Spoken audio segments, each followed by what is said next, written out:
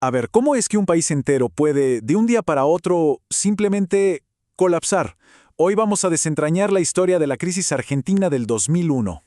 Estamos a fines del 2001. De repente, Argentina es un hervidero. Hay protestas, disturbios por todos lados, un caos político total.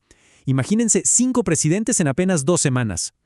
Claro, la pregunta del millón es, ¿cómo se llega a este punto? ¿Cómo se rompe un país moderno? Bueno, para entender esta explosión hay que entender que no fue una sola cosa. Fueron, en realidad, dos historias que chocaron. Por un lado, una herida muy profunda con el pasado, y por el otro, una apuesta económica muy arriesgada. Empecemos por la primera historia. Y ojo, no arranca con números ni con economía. Arranca con algo mucho más profundo. Los fantasmas de la brutal dictadura militar que recién había terminado en 1983. Y el camino para buscar justicia fue larguísimo y súper doloroso. Miren, en el 85 se da el histórico juicio de las juntas. Se condena a los máximos comandantes. Parecía un gran paso. Pero ¿qué pasa?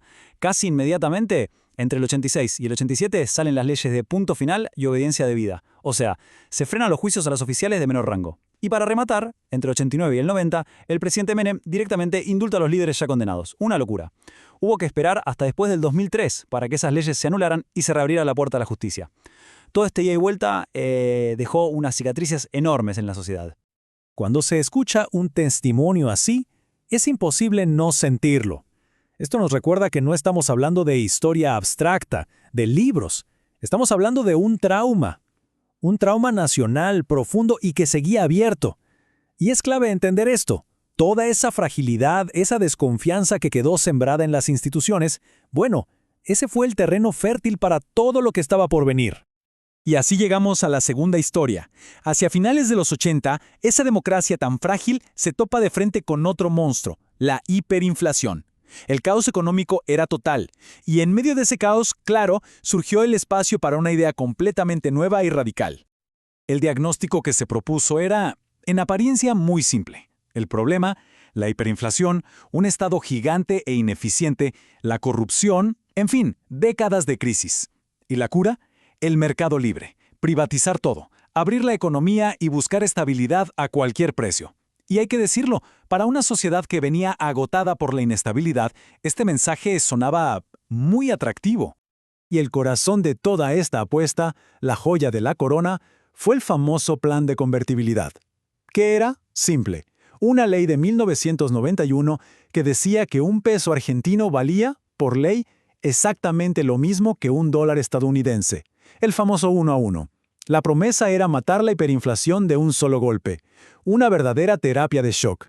Y la verdad es que, durante un tiempo, pareció que funcionaba. La inflación se desplomó. Los que defendían el plan cantaron victoria. Decían que por fin se había derrotado al sistema estatista e inflacionario del pasado. A los que se oponían, simplemente se los descartaba como si fueran dinosaurios de una época que ya no existía.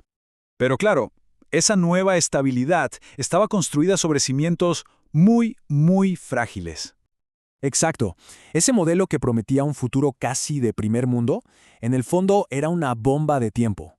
Y el tic-tac se empezaba a escuchar cada vez más fuerte. A ver, ¿cómo se pasó de la fiesta a la ruina? Es un proceso. Primero, claro, hubo una estabilidad temporal. La inflación desapareció, se podía comprar de todo importado y barato, una sensación de prosperidad.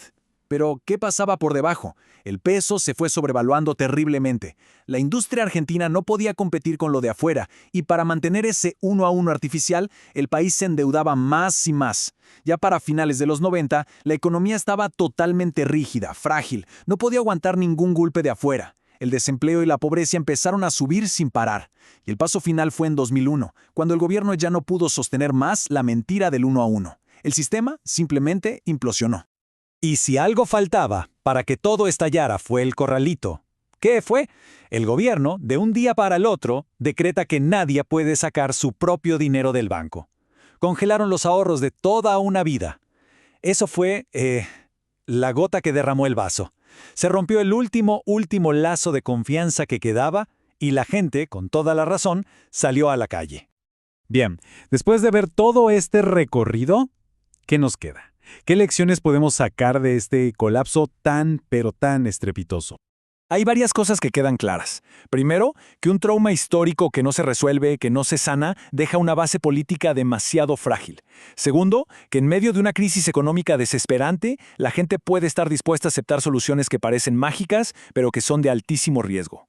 También aprendimos que una receta económica que funciona bien a corto plazo puede estar ocultando problemas gravísimos que explotan en la cara más adelante. Y lo más importante, la crisis del 2001 no fue un accidente, no fue mala suerte, fue el resultado directo, casi inevitable, de una década de decisiones políticas y económicas. Fue el choque de esos fantasmas del pasado con los errores del presente. Y esto nos deja con una pregunta final que es muy potente.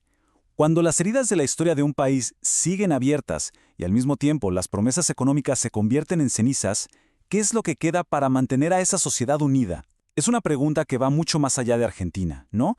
Y es un recordatorio de que, al final, la factura por las decisiones que se toman y por el pasado que no se enfrenta, tarde o temprano, siempre llega.